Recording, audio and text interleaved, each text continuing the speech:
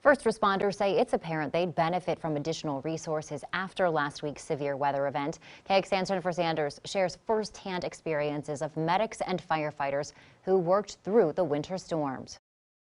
Our first 911 call was somebody who lost power.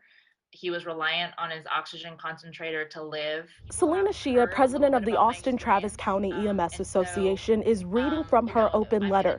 It details the graphic experiences for her and other medics while they battled the winter storm. My first patient who told me that he thought he was going to die, and that he was asking me to put him out of his misery because he was just in so much agony from the lack of oxygen. She recounts another patient who was in hospice. When his oxygen went out, she says he started making awful grunting sounds.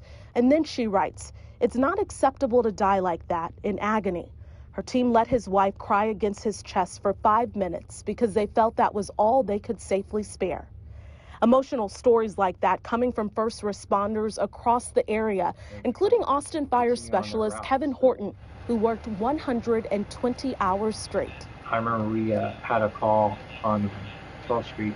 There was a fire in which we were able to pull three people out. I think the most challenging thing on that was just the freezing conditions. That challenge continued throughout the week as the conditions grew more dangerous for first responders. As they share their stories, the hope is to give a voice to the area's most vulnerable. For people to understand the domino effect that happens when we have an emergency and how many people are extremely medically vulnerable and need all of the basic systems to be working in order to live. In Austin, Jennifer Sanders, KXAN News.